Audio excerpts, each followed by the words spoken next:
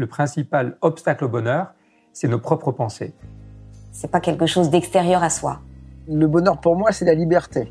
Pour moi, c'est très simple en fait, le bonheur. C'est juste être.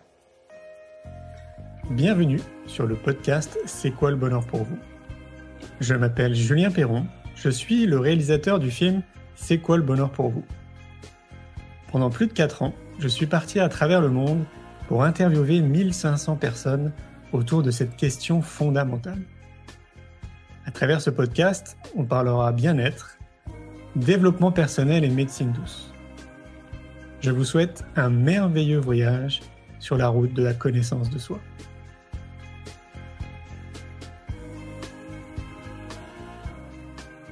Aujourd'hui, j'ai le plaisir de recevoir le professeur Henri Joyeux.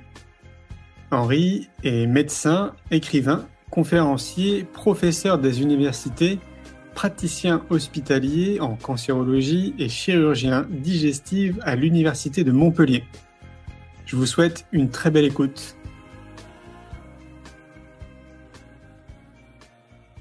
Aujourd'hui, on est à l'ICM de Montpellier. On est à l'Institut du cancer de Montpellier, oui, et on est là pour discuter du bonheur, c'est ça ? Exactement. D'accord, dans un centre où il n'y a pas que du bonheur. Tout à fait. Ouais. Alors, c'est quoi le bonheur pour vous ? Le bonheur, je le dirais par rapport à l'inverse de ce qu'est le bonheur. C'est-à-dire que quand on est stressé, angoissé, quand on a des maladies graves, comme on en a dans cette maison, c'est pas tout à fait le bonheur.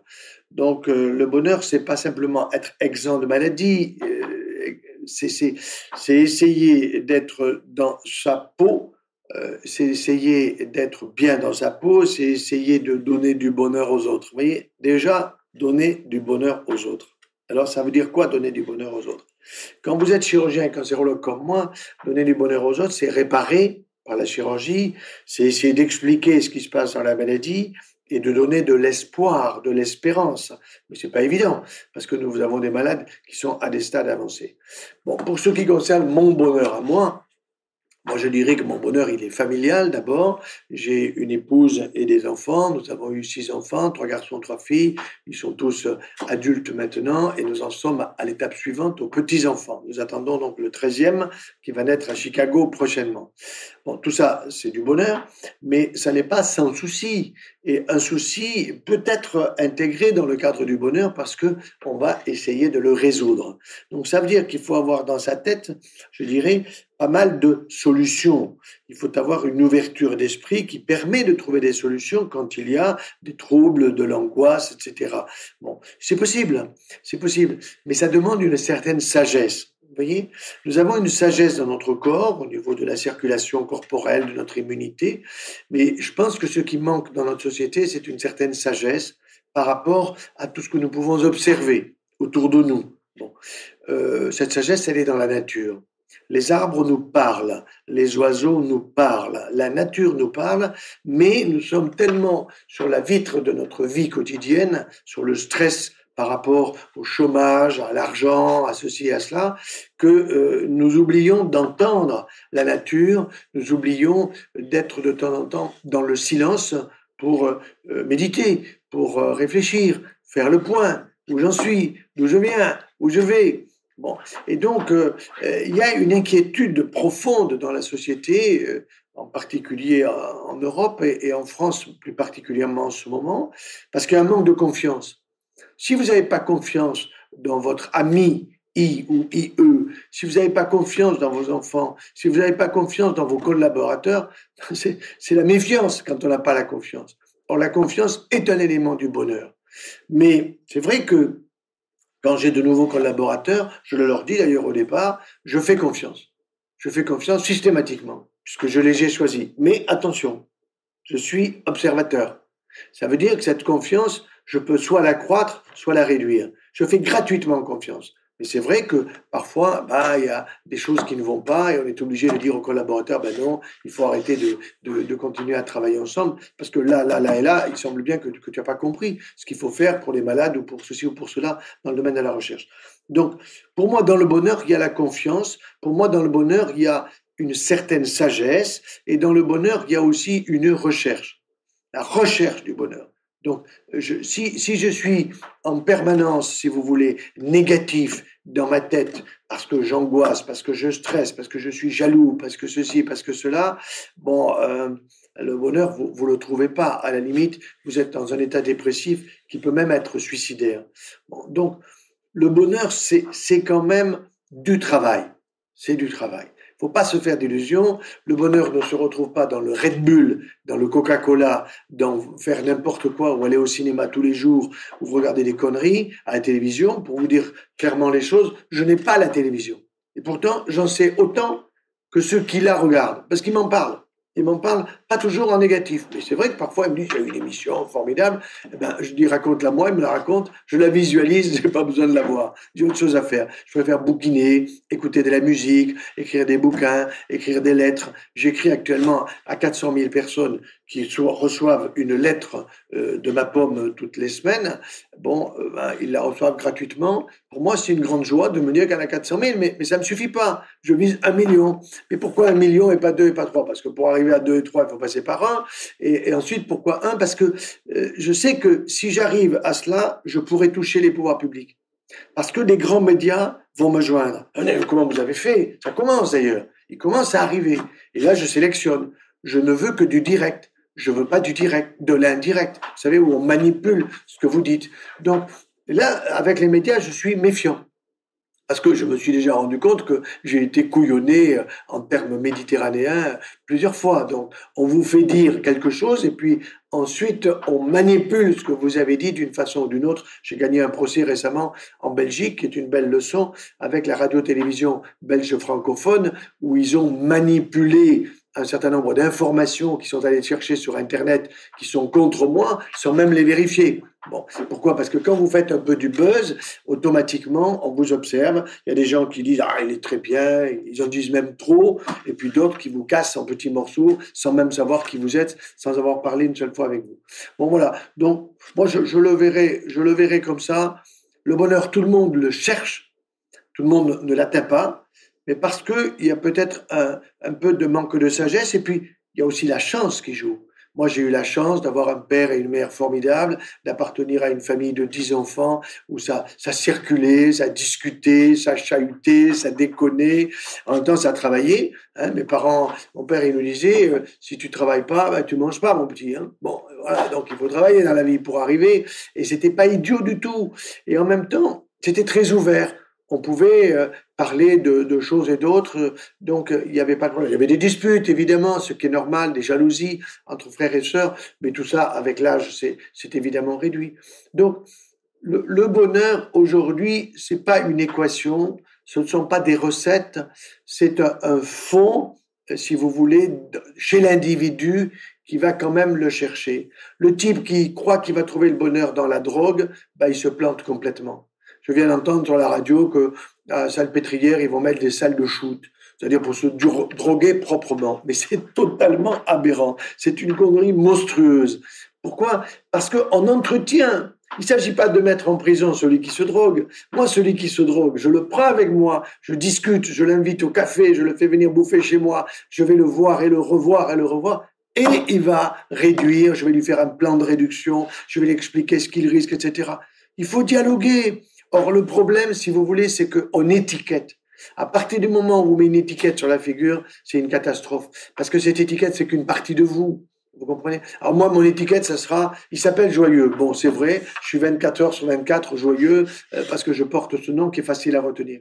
Mon étiquette, ça sera, il est chirurgien, il est cancérologue. Oula, c'est un mec dangereux, il guérit pas tout le monde. Bon, ou mon étiquette, ça sera, il a une famille nombreuse. Oula, il est musulman, il est catholique, il est quoi? Tout de suite, on cherche l'étiquette. Ça, c'est absurde. Et je pense que notre société, à travers les médias, a besoin de davantage réfléchir à apaiser, si vous voulez, la société, parce que il n'y a pas d'apaisement, il y a de l'agressivité. Quand vous regardez les gens, si vous voulez, dans les gares ou dans les aéroports, ils ont tous la tête à regarder par terre, ils sourient pas, ils se disent à peine bonjour. J'ai passé 5 ans à Paris à l'Institut Curie, et ce qui m'a frappé, voyez-vous, c'est que quand je montais dans l'ascenseur, il y avait 4-5 personnes, on se dit pas bonjour. Bon. Vous voyez des gens en consultation dans la journée, le soir, vous les croisez dans le métro. ils doivent se dire que je suis un clone et qu'eux aussi ils sont un clone. On se dit pas bonjour. Mais il y a quelque chose qui ne va pas dans la société, dans les relations humaines, et donc qui trouble, si vous voulez, la recherche du bonheur. Est-ce que c'est par chercher? Est-ce que ce serait pas justement les médias, les politiques, la société telle qu'on veut nous la montrer, qui participe justement à cette sclérose collective, quoi? Si, vous avez raison, mais bon, si j'étais homme politique, je ferais pas mieux que ceux qui y sont. Faut pas non plus se faire d'illusions, parce que vous pouvez cracher sur un député ou sur un sénateur, il est que dalle dans le système. Bon, mais je crois que il faut aller vers ce que j'appellerais le petit peuple, au sens où c'est la base de la pyramide, si vous voulez, sociale. Ça ne veut pas dire simplement le petit peuple dans la pauvreté, etc. Moi, je suis plutôt pour que les gens pauvres deviennent riches, si vous voulez, et que les hyper riches le soient peut-être un petit peu moins. Ça, c'est une évidence. Mais en même temps, c'est quand même la richesse qui permet à la pauvreté d'avancer aussi, quoi. Voilà. Bon. Non, je pense que la société n'est pas bien organisée, mais il faut pas non plus rêver. Faut pas rêver. Il faut du temps pour changer les choses.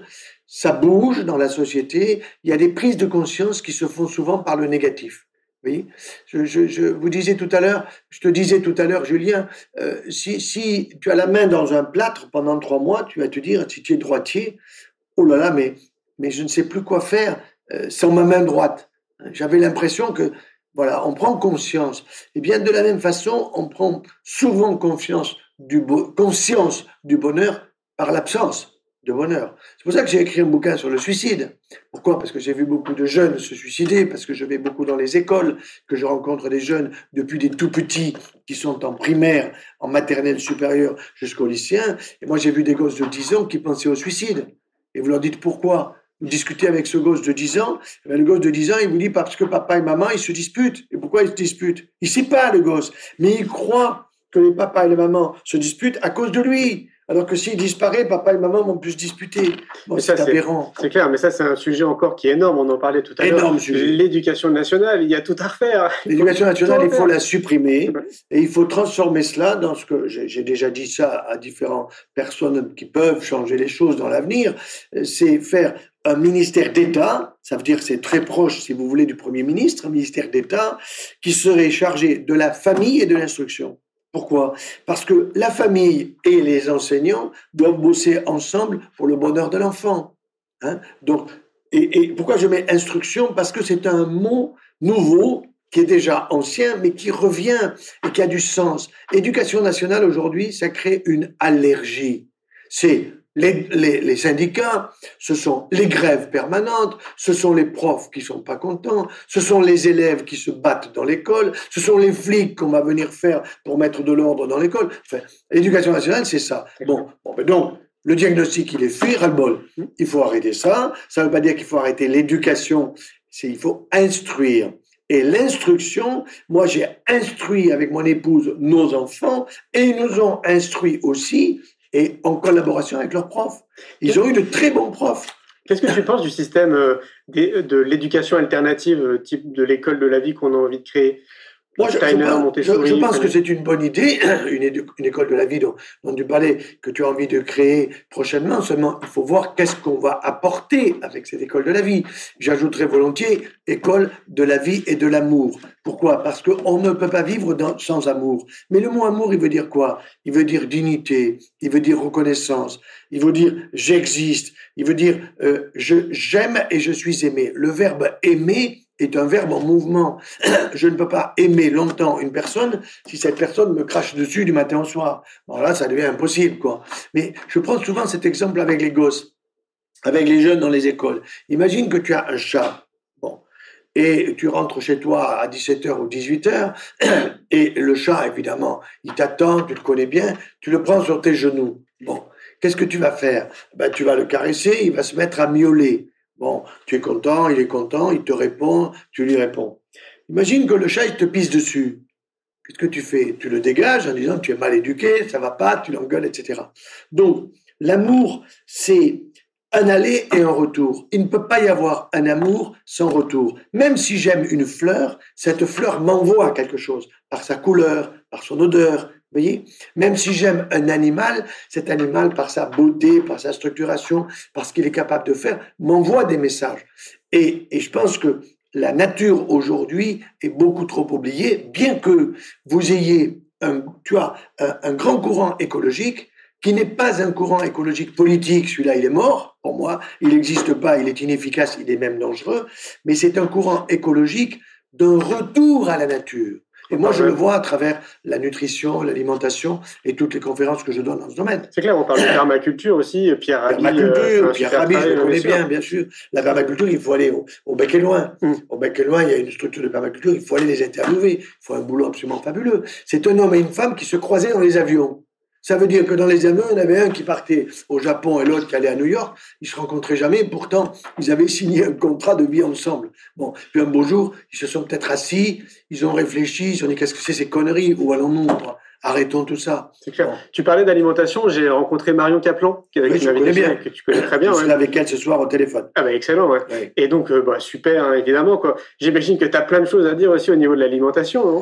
L'alimentation aujourd'hui, le gros problème, c'est qu'elle est industrialisée. Et ça, c'est une catastrophe. Parce qu'il y a des conservateurs, des exhausteurs de goût, des jolies couleurs, des jolis paniers, etc. Et les gens ne se rendent pas trop compte, bien que c'est en train de venir, qu'ils ont des maladies de civilisation qui sont liées à cette alimentation qui est absolument catastrophique. Donc le retour à la nature se fait. C'est, je dirais, le panier AMAP. C'est-à-dire, je vais chez l'agriculteur qui, en fonction de la saison, va me fournir les aliments correspondant à la saison, de proximité et peut-être même de l'agriculture biologique, c'est-à-dire sans pesticides. Mais je suis inquiet, par exemple, par les OGM. Je prépare une lettre pour l'OGM transparence. Je pense que j'aurai fini cette lettre demain et qu'elle sera publiée la semaine prochaine. Qu'est-ce que nous voulons? Nous voulons tout simplement qu'il y ait sur les marchés un étiquetage. Là, il y a les OGM, là, il n'y en a pas. Et vous savez tu sais qu'il y a eu un référendum en Californie, il doit y avoir 1 an et demi ou 2 ans, pour savoir si on faisait l'OGM transparence. Bon, c'est-à-dire si on étiquetait les produits pour dire cette tomate, elle est OGM et celle-là, elle l'est pas. Bon, il y a eu une bagarre à la télévision, il y a eu une campagne. Quand il y a un référendum, il y a une campagne. Ceux qui sont pour, ceux qui sont contre. Qui c'est qui a gagné? Ceux qui ont dit il faut pas étiqueter. Pourquoi ils ont gagné par rapport aux autres? Parce qu'ils avaient du pognon, tout simplement par l'intermédiaire de leur propre lobby, et qu'ils avaient plus d'argent que les autres, qui sont obligés d'aller taper à la porte de chaque maison en disant « Est-ce que toi, tu es pour ou contre l'étiquetage ?»« Oui, oui, je veux qu'on étiquette, ben donne-moi $1, donne-moi $2, donne-moi... » Mais ça ne fait pas ce que vous gagnez avec Monsanto. Monsanto, ce sont des mafieux. Ce sont des mafieux authentiques. Ils sont en costume 3 pièces. Ils ont une action considérable sur les députés, les sénateurs, les pouvoirs publics, les ministres. Et les ministres, ils ont la trouille, parce qu'ils ont le pognon. Parce qu'ils ont le pognon. C'est clair. Hein. Justement, pour moi, l'alimentation cadre très bien avec cette notion de bonheur, parce que si tu changes ton alimentation, tu changes tout. Tu changes ta vie, tu changes l'agriculture, tu changes tout. Quoi. Et bien sûr, on sait qu'il y a une relation entre l'alimentation et notre propre cerveau. Quelle est la meilleure alimentation aujourd'hui? C'est l'alimentation méditerranéenne. Nous sommes à Montpellier, qui est la plus ancienne faculté du monde en exercice au niveau de la médecine, qui a été créée il y aura bientôt 1000 ans. Bon, et donc, nous avons ici des concepts hippocratiques. Et que disait Hippocrate 500 ans avant Jésus-Christ? Il disait que ton aliment soit ton médicament. Mais que ton aliment soit ta médecine. Et aujourd'hui, que fait la recherche? CNRS, INSERM, tout ce que vous voulez comme équipe de recherche, ils sont en train de démontrer ce que disait par sa propre observation ce médecin fabuleux qui était Hippocrate, qui comparait le bien portant avec le malade, comme exactement je compare celui qui veut se suicider avec celui qui a le bonheur, eh bien, par cette comparaison, il est arrivé à faire des aphorismes, à dire des choses qui sont d'une simplicité absolue, c'est-à-dire c'était le tweet d'Hippocrate. Au fond, un tweet, c'est 140 caractères. Eh bien, quand vous dites un aliment, c'est ta médecine, ça fait moins de 140 caractères. Donc déjà, Hippocrate tweetait, et il faut reprendre ce qu'il disait. D'ailleurs, moi j'ai le sentiment ou la sensation que la permaculture pourrait être vraiment la clé du futur par rapport à ces problèmes d'alimentation. Alors ça, c'est une certitude. Ce qu'on n'ose pas dire, c'est que la Terre peut nourrir 100 milliards d'hommes. Ça, c'est pas moi qui le dis, ce sont les ingénieurs de l'agro qui ont calculé les terres cultivables, etc., par rapport à la construction aux maisons et compagnie. 100 milliards d'hommes. Or, nous ne serons jamais 100 milliards d'hommes sur la planète, par la régulation des vivants et des morts. Alors, on nous fait croire qu'on va vivre 200 ans, c'est une connerie monumentale, on va vivre, disons, maximum 120. Mais en un demi-temps, que tout le monde arrive à 120 ans, on va laisser la place, et il y en a d'autres qui vont arriver. Donc, si notre Terre peut nourrir jusqu'à 100 milliards d'hommes, eh bien, il faut qu'on s'organise. Mais c'est pas en envoyant des sacs de riz là-bas au Bangladesh ou je sais pas où, si en leur apprenant à cultiver la terre, à faire de la permaculture, comme c'est en train de se développer en France, avec le cheval, avec le mouton, avec la chèvre, etc. Bon, mais ça va demander du temps. C'est en train de venir. Il est bon que les médias en parlent, que les médias interrogent des gens qui le vivent et surtout qui ont vécu avant des choses qui ne les entraînaient pas vers le bonheur et qui les entraînaient vers une prise de conscience. Qu'est-ce qu'on fait? Quel est le sens de notre vie? Est-ce que le sens de la vie, c'est de gagner des dizaines et des dizaines de millions d'euros pour finalement ne pas savoir qu'en faire? Quand vous pensez qu'un type qui est chez Carrefour, qui plante Carrefour et qui sort avec un matelas de pognon monumental, je ne sais plus si c'est 1 ou 2 millions d'euros, ça veut dire quand même que la société déconne là, ça va pas. S'il a planté sa boîte, eh ben, il faut qu'il parte avec un coup de pied dans le cul et tout simplement pas un centime.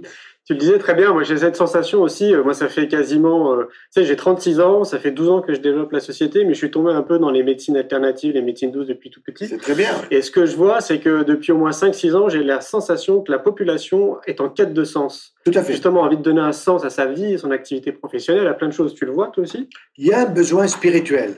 Ce besoin spirituel, moi déjà, je le vois très fort chez les patients atteints de cancer. Quand quelqu'un a un problème de cancer, le mot cancer est dans la tête du grand public synonyme de mort. Alors que le mot sida, qu'il est aussi synonyme de mort, ben c'est pas tellement dans la tête des gens parce qu'ils se disent « Ah bah oui, je vois des mecs qui ont le sida, ils vivent depuis 20 ans, 30 ans, donc on n'en meurt pas. » Bon. Alors, quand tu as des gens qui sont avec cette idée de la mort dans la tête, il y a automatiquement, je dirais, des concepts spirituels qui sortent ou qui ressortent, qui peuvent être liés à un passé, mais même s'il y a un agnosticisme, un athéisme majeur, c'est une forme de religion, parce que les gens sont reliés par leur agnosticisme, leur athéisme, et ils se disent quel est le sens de la vie. Ça sert à rien. Bon, j'ai pas envie de m'emmerder à me faire traiter avec la chimiothérapie et tout ça. Bon, ben donc je m'en fous une balle dans la tête. Il y en a très peu qui font ça, très très peu. En général, ils cherchent à vivre. Bon, alors quand on nous parle de l'euthanasie, nous parle de l'euthanasie ceux qui sont en bonne santé. Je les connais bien, c'est beaucoup de journalistes, d'hommes politiques qui n'ont rien compris à la vie. Bon, donc ce que je crois, c'est que effectivement, il y a la recherche du sens. Et cette recherche du sens, c'est une recherche spirituelle. Il y a le bouddhisme qui s'est développé.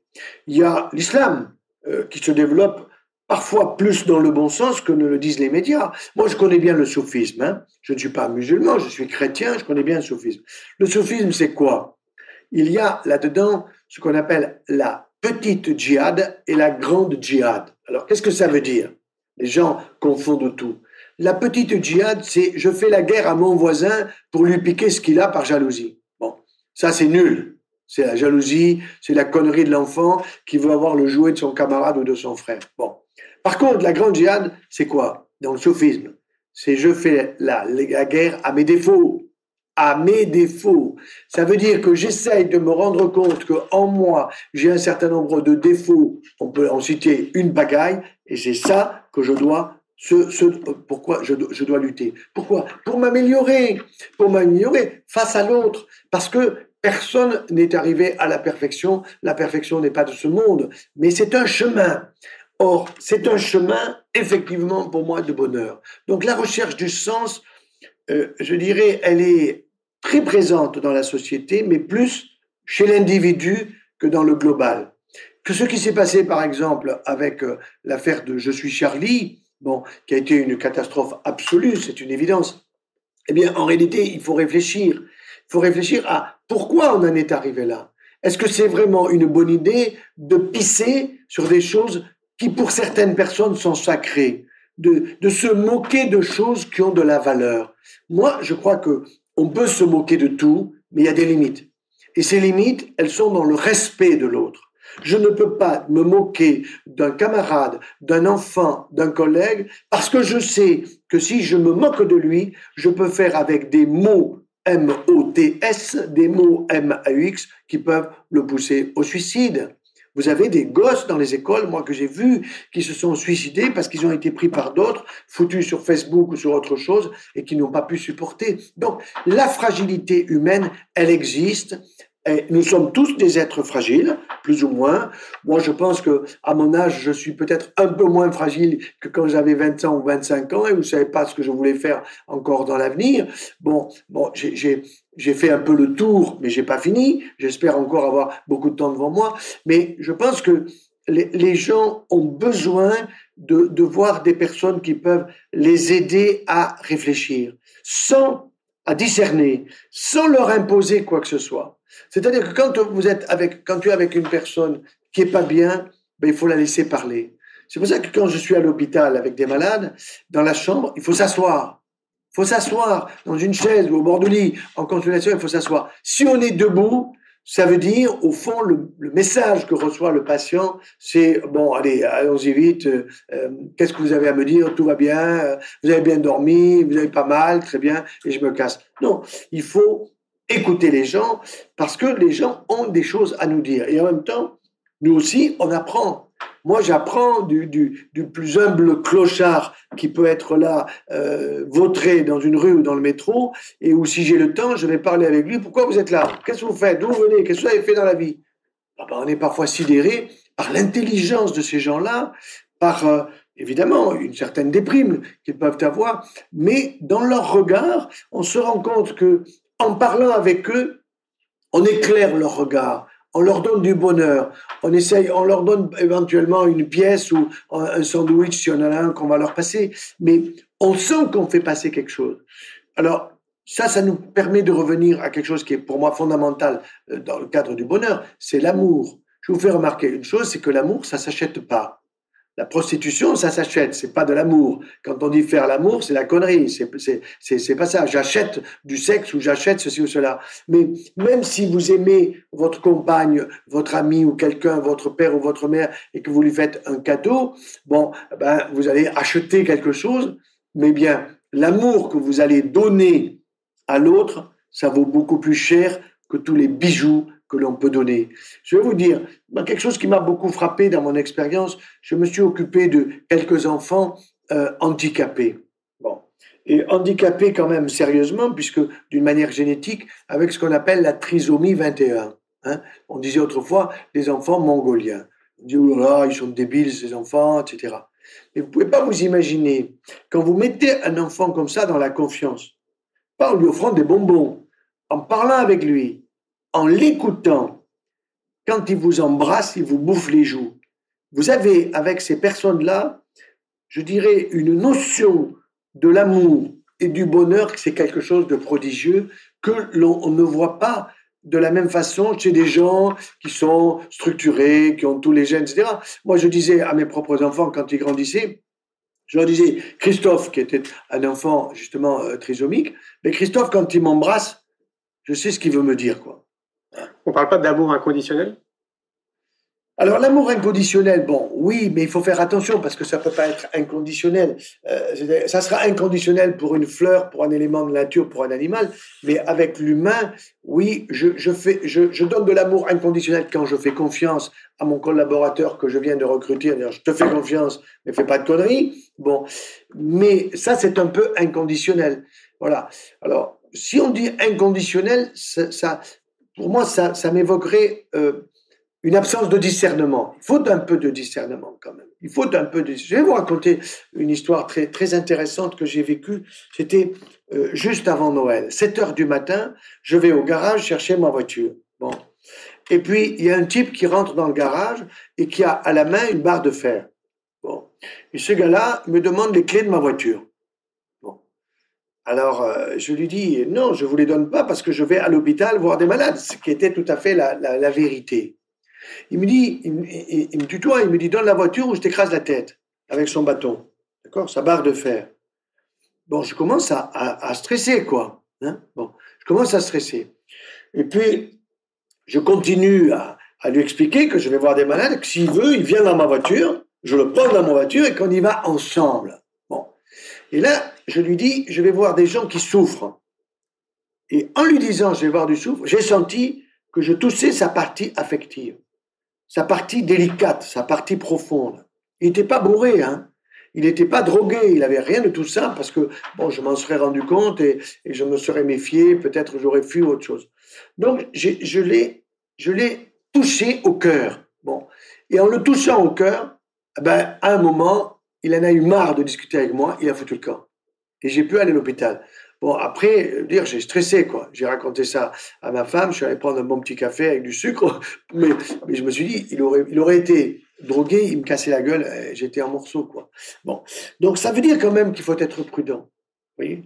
Ça veut dire qu'il faut être prudent. Et cette prudence-là, c'est un discernement, qui doit partir d'une confiance immédiate, mais en discutant, on va voir si on peut maintenir la confiance. Voilà. Est-ce que tu penses qu'il y a des clés, des outils à transmettre à une majorité de la population, justement pour essayer d'aller dans le bon sens? S'il y a une notion de bon sens, il faudrait mettre une définition derrière. Moi, je dirais d'abord, le bonheur existe, mais il te faut le chercher. Et tu ne vas pas le trouver comme ça, d'un coup de baguette magique. Et dans le bonheur, il y a un certain nombre de choses qu'il faut décliner.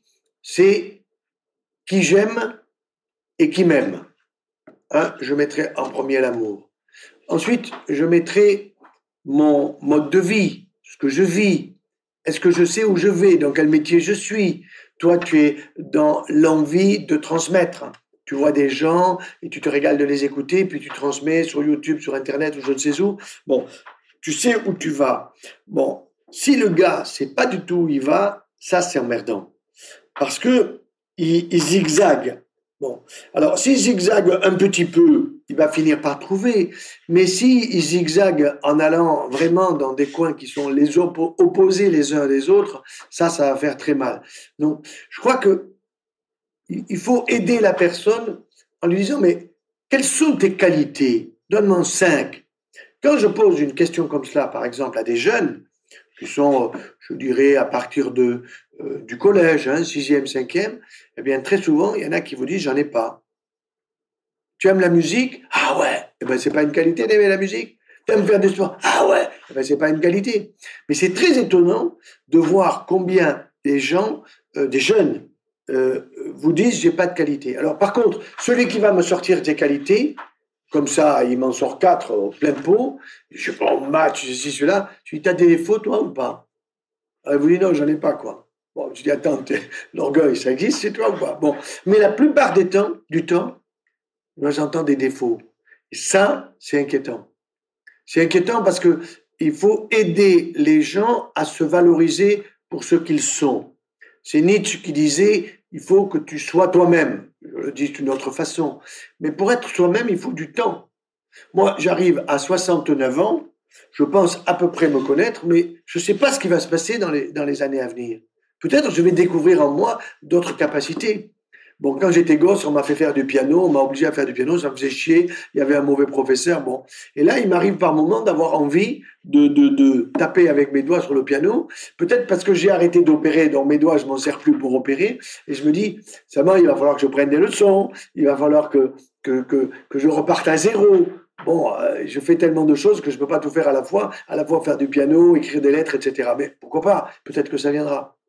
Donc, définir nos qualités, ensuite il y a d'autres choses. Avoir des objectifs, ça me paraît très important, avoir des perspectives. Et des perspectives qui sont des perspectives positives. Moi, ce qui me frappe, par exemple, aujourd'hui, on reçoit en permanence sur Internet, regardez Roland-Garros, regardez le match qui est en cours, regardez ceci, regardez. Mais je n'ai rien à foutre, moi, de Roland-Garros. Simplement, Roland-Garros, je saurais qui c'est qui va gagner, si c'est Nadal ou si c'est l'autre. Bon, bah, très bien.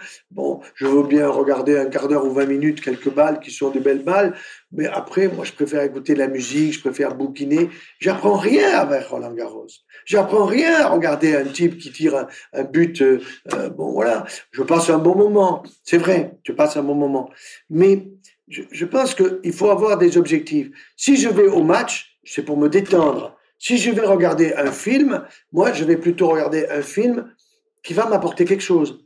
C'est ma femme qui choisit les films en général que nous allons voir. Bon, alors, je lui dis, attends, ne me dis pas toute l'histoire, mais qu'est-ce qu'il y a, tu penses, d'intéressant dans ce film?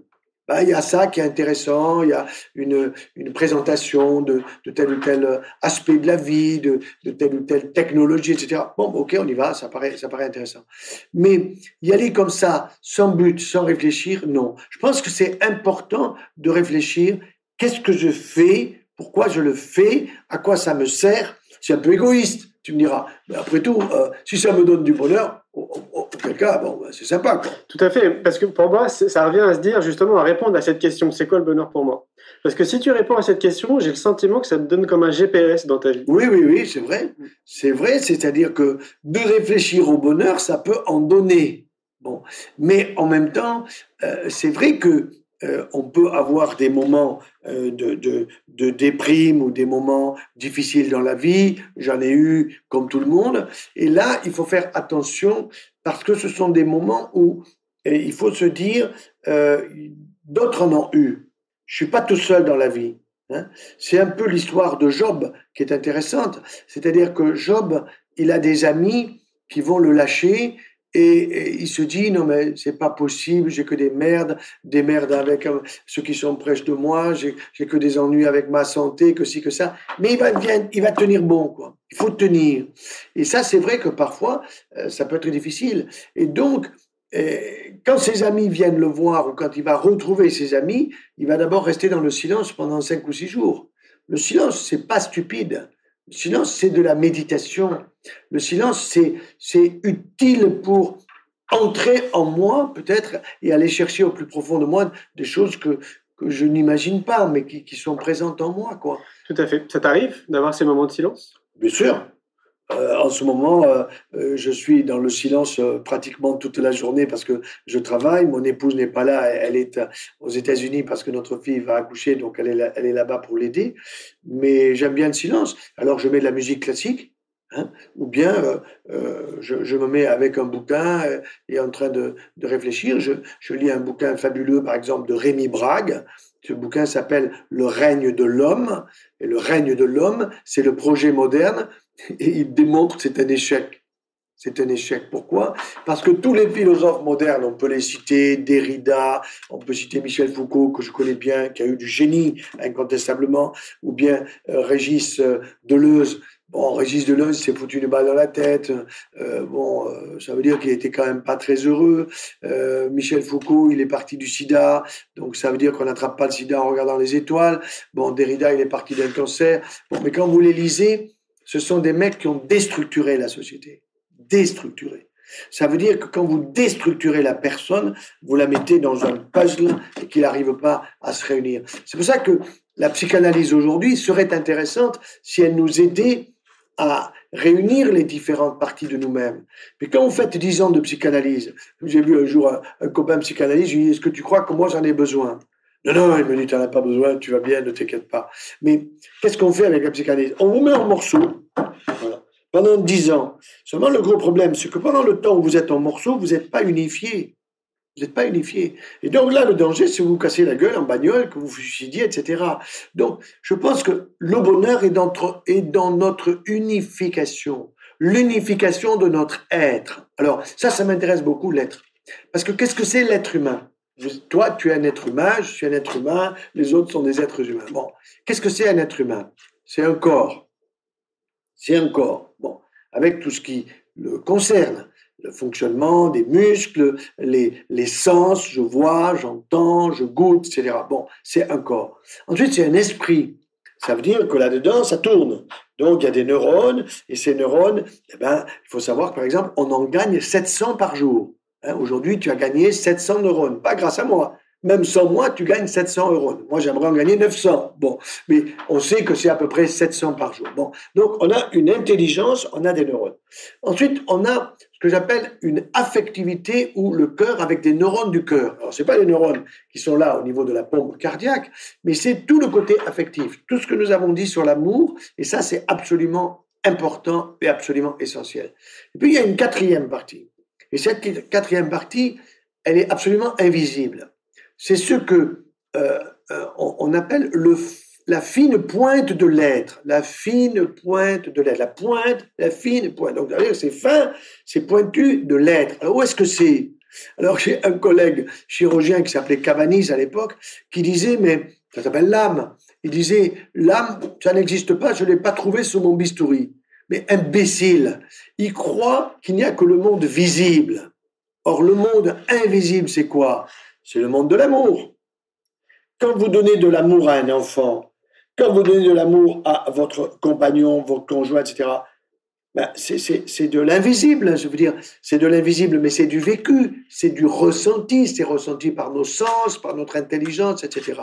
Donc, je crois beaucoup que le bonheur, c'est cette unification de notre être, c'est-à-dire, j'ai conscience de mon corps, je sais comment ça marche, j'ai conscience de mes neurones, ça c'est un cadeau, parce que mon papa et mon maman, eh ben, par la génétique, ils m'ont donné des neurones. Bon, eh ben, il faut que je m'en serve.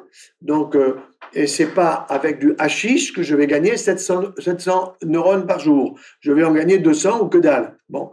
Ensuite, il y a le côté de la dignité, de l'amour, de la reconnaissance. Ça me paraît extrêmement important, puisque quand quelqu'un ne sent pas de l'amour, eh ben, il va déprimer.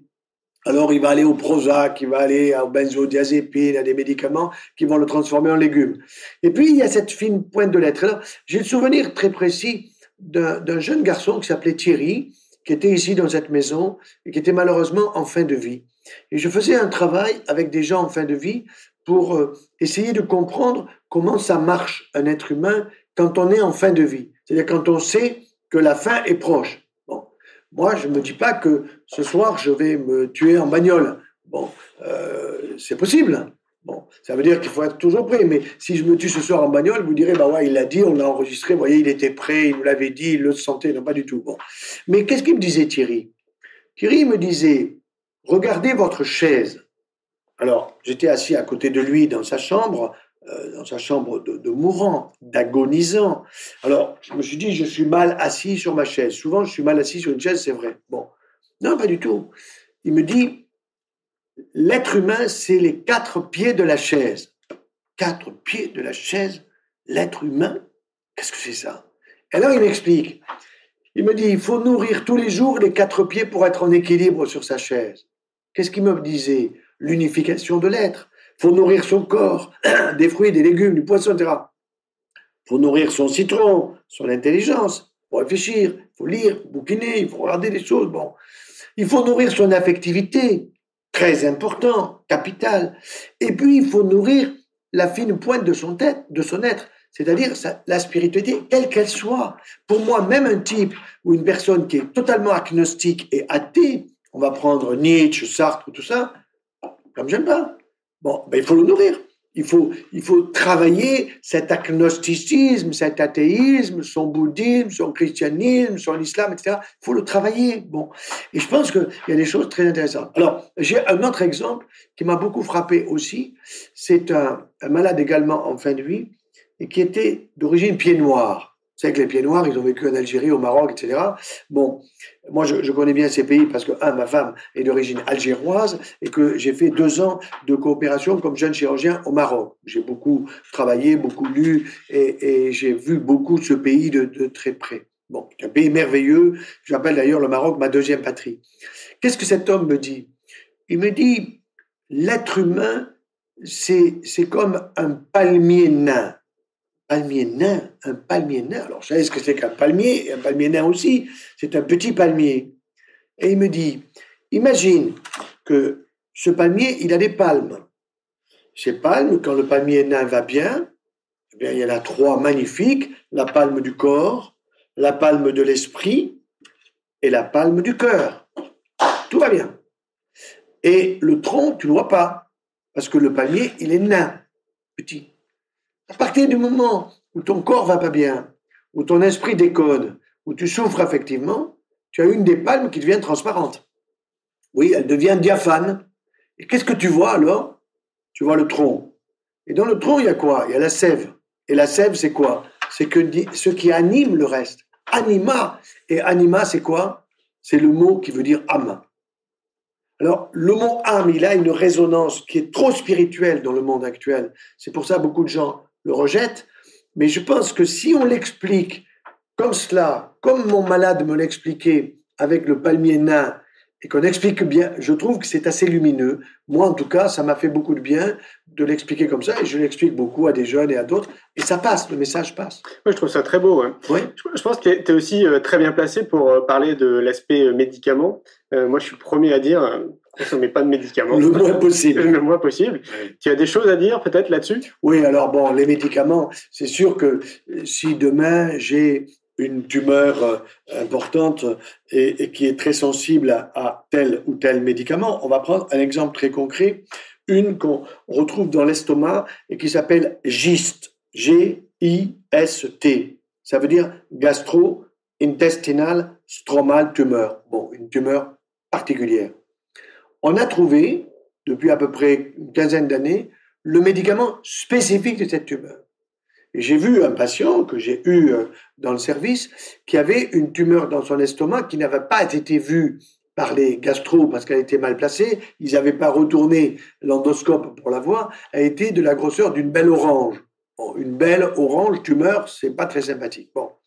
Et on lui propose à Paris de lui enlever tout son estomac parce qu'il a une tumeur. Bon. Moi, je dis non. Faut pas se faire opérer. Il faut d'abord commencer par prendre le traitement spécifique. Et en 6 mois, en prenant un comprimé par jour de ce traitement qui est un anti-facteur de croissance qui va détruire la croissance de la tumeur, donc elle ne va pas continuer, au contraire, elle va se réduire, eh bien, l'orange devient de la grosseur d'un cacahuète. C'est-à-dire pas plus gros que ça. À ce moment-là, on fait une opération, on enlève autour du cacahuète et on garde les 3/4 de l'estomac. Voilà un cas très précis où le traitement est nécessaire. Bon. Par contre, aujourd'hui, on donne des traitements pour n'importe quoi.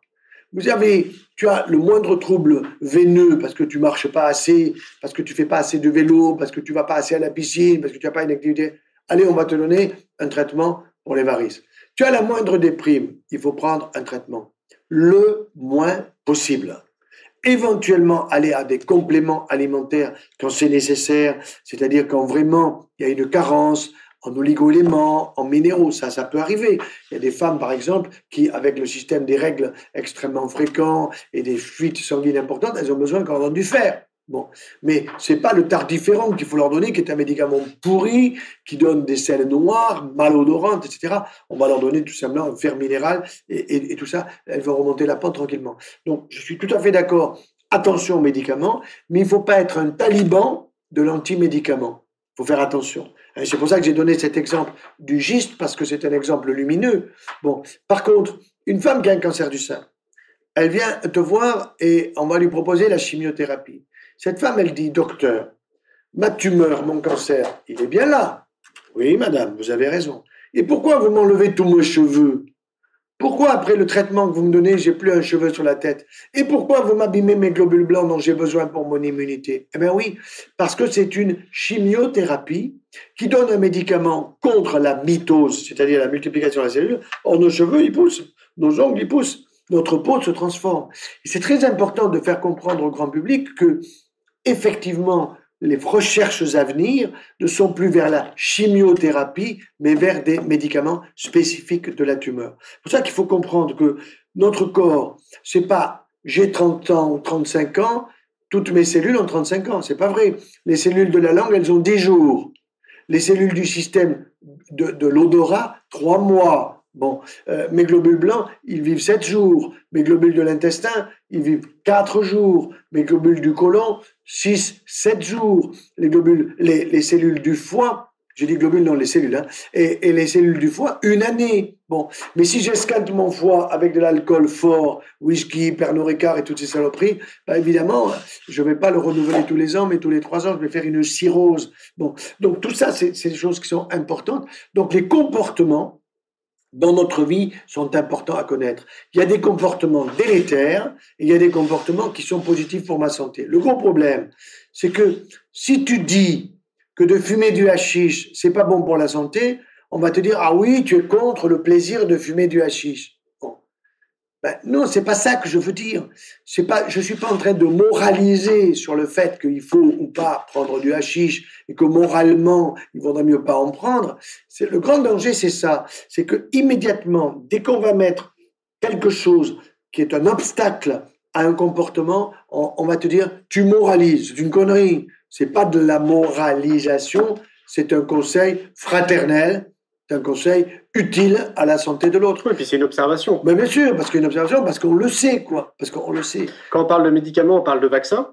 Là, tu as parlé de vaccins là, récemment. Ouais. Alors moi, je suis à 3000% avec toi. Ouais. Est-ce que tu peux peut-être détailler justement? Alors, moi, en gros, c'est dire, voilà, surtout, vaccinez pas vos enfants. Quoi. Alors, les vaccins d'aujourd'hui devraient être pour les pays qui en ont besoin.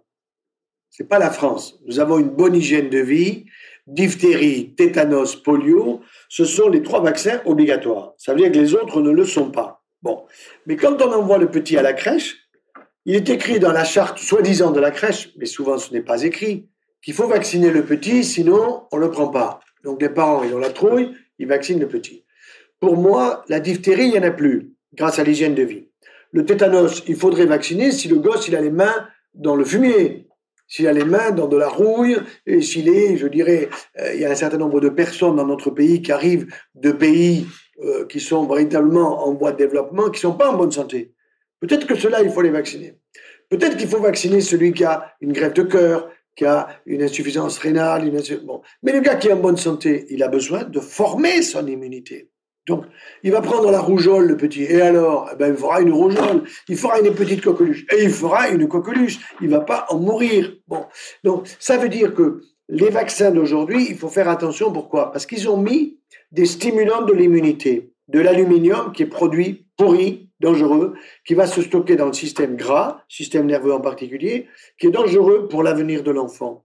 Et puis, il y a le formaldéhyde. Et ce formaldéhyde, qui est présent également dans beaucoup de vaccins, il est cancérigène. Comment se fait-il que quand il y a eu une campagne pour vacciner les enfants qui étaient en 6e ou CM2 contre l'hépatite B, or l'hépatite B, on l'attrape si on est chirurgien, si on est dans le milieu infirmier, dans le milieu médical, ou bien si on se drogue, si on se pique, là, oui, ces gens-là, s'ils veulent se droguer, on a intérêt à les vacciner avant. Mais c'est pas tout le monde. Ça, c'est une petite minorité. Donc, il faut ne pas être un taliban contre le vaccin, il faut savoir qui en a besoin. Qui en a besoin. Pour l'instant, moi, mes petits-enfants, ils n'en ont pas besoin. J'ai pas envie d'avoir un petit enfant autiste. J'ai pas envie d'avoir quelqu'un dans ma famille qui va avoir une sclérose en plaques. Quand ils ont fait la campagne de vaccination contre l'hépatite B, maintenant on a des chiffres officiels, dans les 5 ans qui ont suivi, 65% de plus de sclérose en plaques. 65%. Alors les neurologues disent « Ah oui, mais c'est parce que nous sommes meilleurs au diagnostic, parce qu'on a de meilleurs IRM. » On se fout de nous. Exactement comme pour l'Alzheimer, où tu as 4 médicaments pour l'Alzheimer qui coûtent la peau du cul et qui servent à rien, alors qu'il faut donner un verre de bon vin, alors qu'il faut être gentil avec les gens, alors qu'il faut les faire chanter, alors qu'il faut les faire danser, alors qu'il faut leur donner une alimentation méditerranéenne, de la bonne huile d'olive, des fruits frais, de saison, bio, etc. Voilà. Beaucoup de bon sens. C'est que du bon sens. Et le bon sens peut conduire au bonheur. On est bien d'accord. Est-ce qu'il y a une citation qui te suit partout? Sur mon site internet, il y en a une, c'est vaut mieux un bon menu qu'une ordonnance. Bon, déjà, moi qui suis là pour des ordonnances, mais en réalité, je me suis rendu compte que je suis un déprescripteur. C'est-à-dire que quand je vois les gens, montrez-moi votre ordonnance. Il y a 10 médicaments, j'en supprime. Et ce qui m'a frappé récemment, c'est que j'ai vu 2 jeunes collègues, des futurs médecins, qui ont fait, je ne sais pas où ils sont en France, je crois qu'il y en a une à Paris, une jeune femme, et un autre à Caen, par là-bas. Ils ont fait une thèse sur la déprescription. C'est-à-dire, ils ont regardé chez des médecins généralistes les prescriptions qu'il y avait, et ils ont vu les justifications ou les non-justifications de ces prescriptions. Ils se sont rendus compte qu'il y avait beaucoup de médicaments qui étaient prescrits qui ne servaient à rien. Donc, nous sommes aujourd'hui, non pas dans la déconstruction de l'humain, dans la construction d'un nouvel humain qui est un humain qui serait plus orienté vers le bonheur, la joie, le partage, la discussion, le dialogue, l'écoute, et vers la déprescription des médicaments. Ça me fait très plaisir. Donc, si jamais, et ça peut arriver, je démissionne du Conseil de l'Ordre des médecins, parce que je ne veux pas accepter la sédation profonde qui est l'euthanasie de celui qui me le demande. Moi, je veux avoir la clause de conscience. Si je n'ai pas la clause de conscience, je le dis publiquement d'ailleurs, eh bien, je démissionnerai du Conseil de l'Ordre. Je serai toujours médecin, mais je ne pourrai plus prescrire remboursé par la Sécu. C'est pas grave. Comme je déprescris, ça sera pas bien difficile. C'est clair. À t'écouter, il y a une phrase qui me vient à l'esprit. Sois le changement que tu veux voir dans le monde, disait Gandhi. Je trouve que tu l'incarnes très bien. Écoute, tant mieux. Et Gandhi a été un homme absolument fabuleux. Il y a des phrases de lui que je n'ai pas totalement en tête, mais il m'arrive de lire des choses de Gandhi qui voyait très à l'avance la société de demain, celle qu'on est en train de construire aujourd'hui. Merci beaucoup, Henri. Avec grand plaisir. Un grand merci pour votre écoute. J'espère que vous avez passé un bon moment avec nous. Je vous invite à prolonger l'expérience en regardant mon film « C'est quoi le bonheur pour vous ?» Vous le trouverez assez facilement sur YouTube. Si vous souhaitez ancrer davantage les choses, nous avons créé le jeu de cartes « C'est quoi le bonheur pour vous ?» qui vous permettra de mieux vous connaître et de mieux connaître les gens avec lesquels vous allez jouer de manière ludique et bienveillante. Vous me retrouverez assez facilement sur les réseaux sociaux si vous souhaitez qu'on échange en direct. Et merci de nous laisser des messages ou des avis, des commentaires. Ça fait vraiment plaisir et je prendrai une grande joie à vous répondre. En attendant, je vous souhaite une très belle route et je vous retrouve maintenant la semaine prochaine pour un nouvel épisode du podcast « C'est quoi le bonheur pour vous ?»